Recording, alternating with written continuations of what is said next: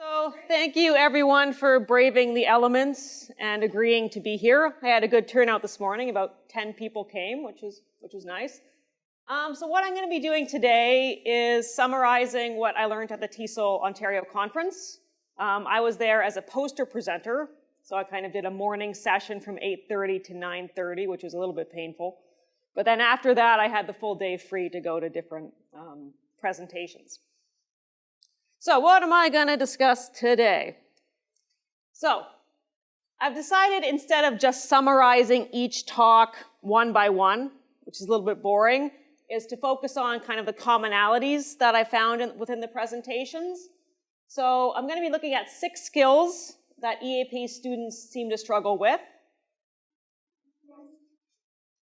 how other EAP teachers are tackling these challenges, and then finally, at the very end, kind of some odds and ends, stuff that didn't quite fit in elsewhere. So a little bit about curriculum development at York and any technology and apps that were highlighted at the conference. So these were the presentations that I attended, just as a reference. Now, I focused obviously on EAP programs, so post-secondary institutions, so stuff from York, Centennial, Bow Valley, which is in Calgary. It's the largest college in Western Canada and a huge, huge ESL population. University of Toronto, CultureWorks here in London, Brock, University of Ottawa, and Carleton. All right, so what are these 3 skills that I mentioned earlier? Sorry, 6 skills. Firstly, possessing adequate discipline-specific vocabulary. So I think a lot of us, especially in the upper levels, are realizing this problem. Understanding socio-cultural norms and pragmatics. Clear pronunciation. Speaking with fluency. Answering short answer questions with clarity, which is something I think Angela also found in her study of post-secondary programs here. And understanding and engaging with longer listening materials. Again, if you're teaching upper level students. All right, so discipline-specific vocabulary. What are other colleges doing? So Paul Quinn from Centennial, he followed some EAP graduates into their culinary skills program in the first year and really noted a lack of necessary vocabulary. So what Centennial's doing is they offer an EAP course called Academic Skills, which is 4 hours a week, so kind of equivalent to our applied section. And what they're currently learning is vocabulary and concepts related to post-secondary life, so how to manage stress, how to live in residence, how to do that sort of thing. So what they're going to be doing later is expanding this to include more discipline-specific knowledge, because they're already tackling a course with a lot of vocabulary, so they're just going to change that a little bit further. So that's what Centennial's up to. Now, Bow Valley College, which I mentioned is in Calgary, they've created 2 separate courses. So in talking with professors and people within industry, they created 2 courses that they thought would meet the biggest demand of their students. So the first one was called Customer Care, Cultivating the Culture and Language of Service. So customer service is applicable for every field, right? So what they created was a 40-hour course, which was blended instruction. So 22 hours in class, 12 online, and actually 6 individual what they call coaching sessions. And what they were hoping to do was develop cultural knowledge and language with a focus on listening and speaking, help the students learn about themselves and how to connect their thinking and feeling and values to what's happening in the new environment here in Canada. Learning responsive rather than prescriptive language, because a lot of the students are coming in wanting a recipe for success, and they're learning that there isn't one. You can't say, Canadians do this. Well, not all Canadians do this. There's a lot of discrepancies. And making the students comfortable with ambiguity. Right? The unknown. They want to prepare for everything. So what they did, so some different lessons were, for example, a gallery walk. So when I was at the presentation, they kind of had the participants do this. So they put up pictures around the room, people of different ethnic backgrounds, different facial expressions, wearing different clothing. And we had to say what we thought about these people, what was our first impression, just based upon the photograph. Right? Do they look friendly, not friendly, approachable? Would you like them to be a boss or a customer? Why or why not? So just starting to think about some of these cultural assumptions. And they recommend watching a lot of videos in which the students see actual interactions between customers and clients. And they talked about using what's called OTIS. So observe, describe, interpret, and suspend evaluation. So observe is where you look at things attentively, right? Both the verbal and nonverbal language of what's happening. Describe, okay? So again, you're looking at things like body language, space between the people, what's happening there. Interpret, meaning you give multiple interpretations of why an interaction went the way that it did. So is somebody avoiding eye contact for cultural reasons, so kind of like hierarchy reasons, or are they shy? So having the students try to interpret situations from multiple perspectives to try to see where communication breaks down. And then suspending evaluation is where there's an open-ended dialogue about why certain behaviors may or may not make you feel comfortable. Right, so just a discussion about what's happening in different dialogues. So that's this first course, Customer Care. The second course is a fully online course called Here to Help Workplace Communication for Food Service. And if you go to Google, type Bow Valley College Here to Help, you'll get access to the PDF for this course, which is quite fun. Now, this program was made in consultation with the food industry in Calgary to make sure that the graduates were prepared for what was going on. And it was divided into 4 different modules. So the interviewing process and onboarding, meaning when you're hired, what's going to go on. Understanding your environment, so the workplace structure and hierarchy. Communicating with urgency, so for example, if something goes wrong, how do you communicate that you need help? And then building relationships with your coworkers and your bosses. Staying safe, so knowing your rights as a worker and resolving conflicts and also taking initiative. So I find some of these could be really applicable to our learners, right? Especially kind of taking initiative and the building relationships part of it. So like I said, if you go on Google, you can get this for free. And it looks like, so it looks like this. So here to help workplace communication skills for food services. There is an instructor and a learner book, and it goes through different modules and activities. And they said at Bow Valley you could use the materials as long as you reference it properly. Okay, so that's what that looks like.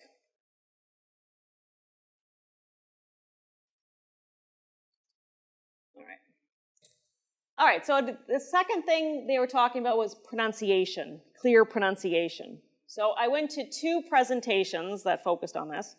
The first one was from Pierce and Camillo from Brock. And they had 7 different recording tasks that they have the students do to help their pronunciation. And they're using the phone application WhatsApp. And they use that because they found that students were submitting their work on time and early and having better interactions with the students. So it's been a really popular app with the students at Brock. So what they're doing, the first task they have the students do is what's called the Stella story. Has anyone heard of the Stella story? Okay, good, because at the conference, the Pierce and Camillo mentioned it like everybody knew. And the audience was like, no. So what the Stella story is this. and it contains all the sounds of Canadian English. So they do this as the first task as a diagnostic. So how are the students doing? Right? So I have a copy of it if you guys want to look at it later, but that's what this is, the Stella story.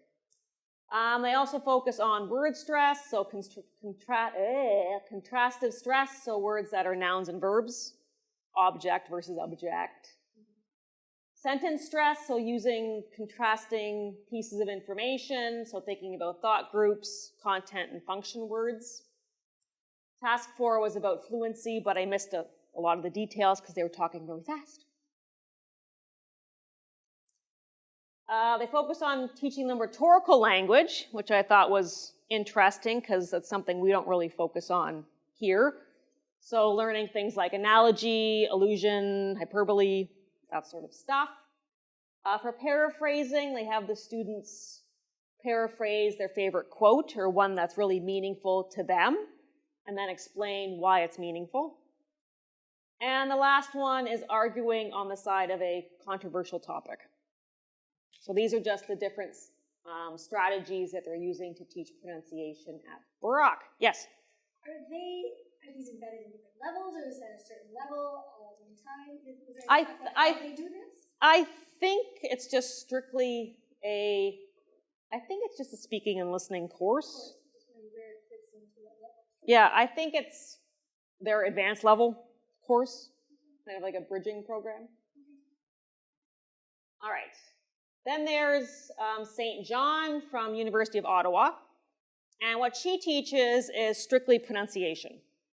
So it's a course for students who are EAP students, potentially students who are going to be TAs, and they've been recommended from their profs, students who just maybe PhD students who feel like they're defending their dissertation and they need more language.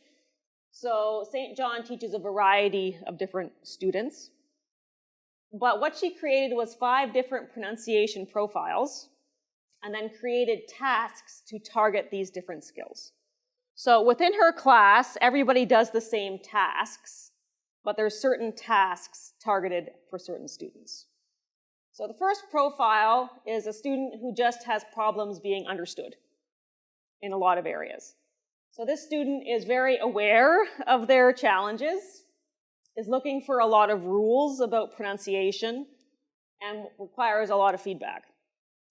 So for this particular student, a task that would be helpful is watching a movie with no dialogue. So she uses the National Film Board a lot and finding a lot of short videos to help with that. Presenting a puzzle to other students, so some sort of word puzzle that the other students have to solve. So they really have to focus on clear pronunciation and interaction. And also reading a folk tale. So folk tales contain a lot of different language and expressions. So just focusing on that. The second student is one that lacks self-confidence and accuracy. For this student, it's important to make the student feel like an expert, like they have something to share and contribute. So she recommends doing a panel discussion, so with other peers. So you're not alone, but you're acting in an expert capacity. And also doing an interview of a self-selected person of interest.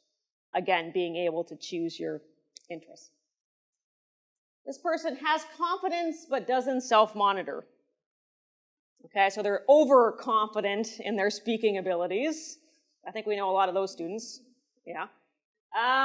So for this student, oral journals are good. So ones where they have to respond to a prompt of some sort and then analyze them in terms of their pronunciation performance and then trying to observe their trends over time. What's changing? Why is it changing? Third type, a strong student who has challenges understanding other people. And one of my level 9 core students yesterday said, Heather, how do you understand all of us, but we can't understand each other, right? So I think it's really common. They're looking at us going, how can you understand? Yeah. So this happens a lot. So for this sort of student, doing a back-to-back picture description. So students stand or sit back-to-back. One student describes a picture, the other student draws it. Okay, so if you're having pronunciation challenges or hearing challenges, you're going to have to work on that. And then any sort of activity that builds consensus. So St. John uses the New York Times video website a lot. It's actually quite good. There's a lot of very kind of like 4 to 5 minute videos on a variety of topics. So current news, but also personal interest stories. And she likes the frugal traveler part. So for example, she'll have the students watch a video about popular destinations. The students have to pick where to go, why to go there, etc. And the last student is one that has trouble maybe one-on-one. They're fine in a small group setting, but they fail in presentations. And for this student, they recommend doing a pre-recorded beginning of a presentation. So say, for example, you're doing a 15-minute talk on something. Maybe the first part of it would be recorded where the student is introducing the topic, the outline, and definitions. So the student is able to kind of build some confidence in it and also see how other students are reacting to what they're doing. Because most of the time, they're not able to kind of gauge the audience and what's happening. So these are the five different profiles. Any questions or is there anyone you can really relate with? Any of these profiles? All of them, some of them? Yeah, I think it's interesting how you said that one of your students in level 9 recognized that you were able to understand all of them, but that they couldn't. That takes quite a bit of self-awareness. Mm-hmm. Mm-hmm. So yeah, he's in this this category right here. Yeah. And what St. John does is she doesn't give the students feedback until they do 3 different activities. So myself, I find when I do just a one-off recording and trying to really gauge the students' abilities is really challenging. So she waits until 3 activities are done and then kind of builds feedback and a profile based on those 3 exercises. All right, fluency. So what do they do for building fluency? So this is Williams at Carleton.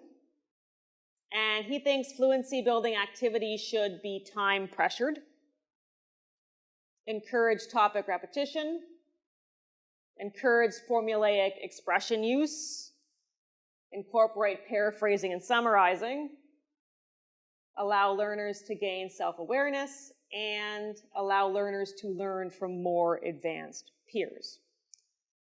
Now, example activities are shadowing, read and retell, and 4-3-2 tasks. So does anyone know what these are?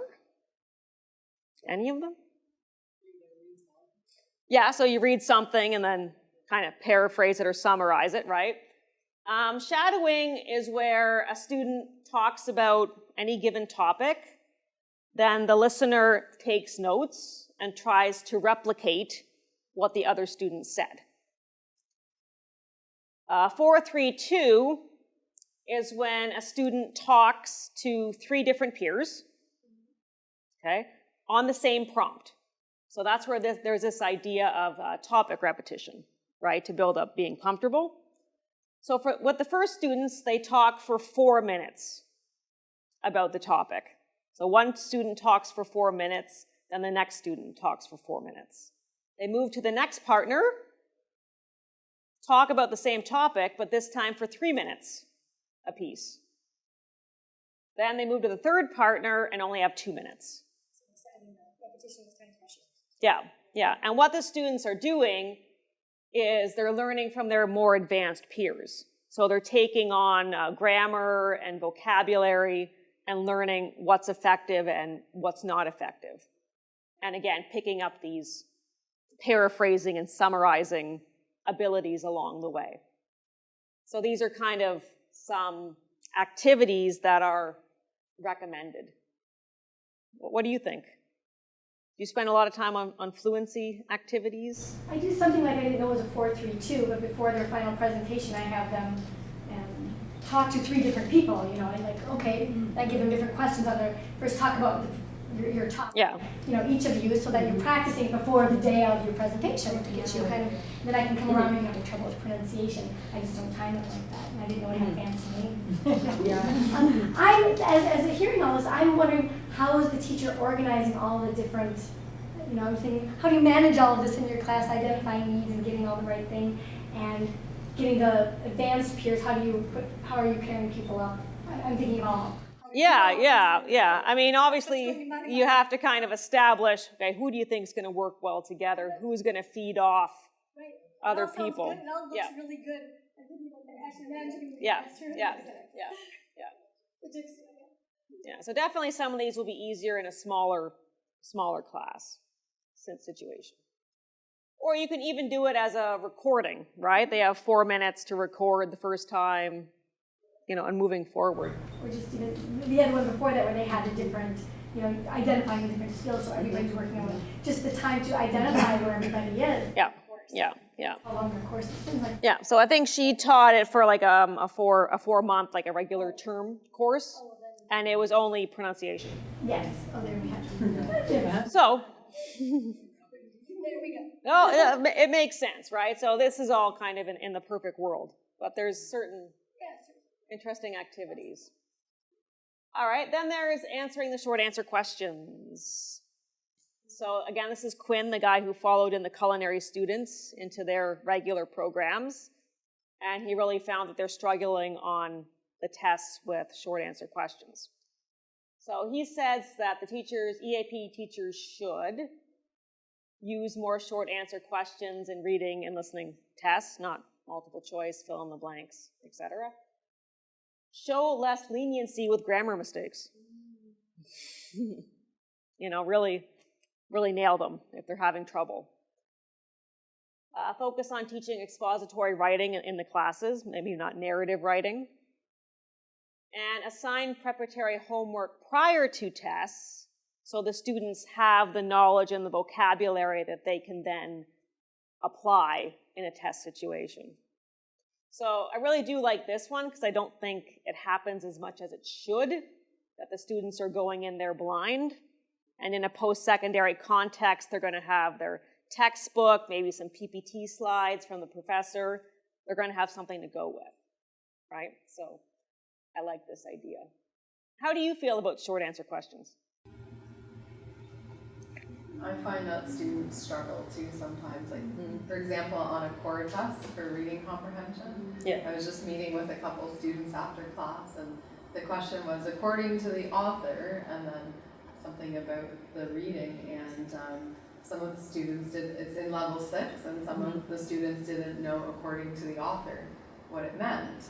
And like in class we would answer readings in the textbook, and I don't know this term if I explicitly reviewed what according to the author meant. I know in the past in level 6 students often would know that. So it's just really important not to take anything for granted, you know, and they knew, like, you never know, it could be nervousness too on the test if they're not focused, so they wrote their opinion instead. So definitely I need to do more practice. And when they do, you know, multiple choice tests or whatever, the kind of the ones I'm doing level 9 core, like I said, and they use the Making Connections book, and a lot of it is, you know, multiple choice, etc. And so the students, I asked them, okay, what's the main idea within each paragraph? And one of my level 9 students, every time I ask him, he's like, oh, he'll tell me the topic sentence of the paragraph. I'm like, no, keep going. Then he'll say the second sentence. I'm like, no, keep going. You know, so they're not kind of building in that awareness. Someone told them that the main idea is always in the topic sentence, then they shut off their brain. right? So, all right, the final thing I'm going to address is listening. So I really, really found this one interesting from Carzoza at University of Toronto about listening and speaking circles. Because I find that when you teach listening at the advanced level, students just tune out, right? They're kind of TED talked to death, as it were. So he thinks about turning listening and speaking classes into what he calls social events. So he gave different levels for creating these listening and speaking circles. So stage 1 is basically the stuff that we already do, which is you pick an audiovisual on the unit theme or whatever's in the textbook, and you listen during class time. And you focus on bottom-up processing, so recognizing the keywords, perhaps transition phrases that explain ideas. And then, yeah, focus on stress and intonation, that sort of thing. So that's the first stage. Okay, good. Okay, then it keeps going. This is for more advanced students, right? But you could probably modify it for different levels. So stage 2, this could be class 2, week 2, whatever you want to change it into. Is the same audio, same AV during class, this time focusing main ideas, supporting points. And perhaps the students are given partially completed notes or a PPT that they can then work with. Our book does that. Yeah. Somewhat. Okay. So we do those things. Good, good. And then supporting ideas. Yeah, good, good, good. So here, this is where it gets a little bit different, and then comprehension questions. Level 6, not so much, maybe, right? Yeah. Yeah. So this is kind of more generic stuff, right? This is probably already happening in a lot of situations. All right, this is where it gets a little bit different. So at stage 3, this is where feedback is starting to be given, but not graded. Okay, feedback, not a grade. So the students complete a listening journal. So in this case, they find an AV related to the unit theme, but one, whatever they've chosen. In this journal, they briefly summarize what happens. They give a reaction to it. So why was it easy or difficult to understand? And explain the reasons. What listening strategies did they use if they didn't understand something? And then what are the key vocabulary words within the listening? Okay, so again, they've done one listening, right? And you've talked about it in class. They've done this journal where they've been given feedback from the teacher, but not a grade. And then stage 4 happens. And stage 4 is where the assessment happens. But the assessment of your listening is only within the speaking assignment. Okay, you're not given kind of a separate listening test, right? Because now when we do listening tests, I find they're just completely separated maybe from what came earlier. You know, there's no continuation of the ideas and themes and everything else. You have to remember the vocabulary maybe, but not a lot of the content. Or the real meaning. Yeah. They can identify words and pieces, but what's the meaning? What Yeah. What is it really conveying? Yeah. So you'll listen to a TED Talk and then it's gone forever somewhere, right? So in this case, the speaking assignment, and during the speaking assignment, they have to make reference to the initial audio as well as the one from their listening journal. So you're testing their listening comprehension in terms of how they talk about it during a speaking assessment. So speaking assessments that he does a small group discussion, a Socratic seminar, which is kind of open dialogue questions, a debate, and a regular individually led seminar. So I just like the idea of getting rid of the artificial listening tests, because I find the students have challenges with them, and then they'll listen to one thing 1 week or 1 day, then it's gone forever. They'll do a second thing that's somewhat connected, but not really, and then that's gone forever, except for maybe some vocabulary. And then on the test, they do yet another new listening, that's somewhat related to the other two, but not completely, right? So it's kind of a disjointed mess. And it's not always on the same theme that they've been studying in the unit as well. Yeah. So this way, you're testing their listening by how they're applying it in a speaking context.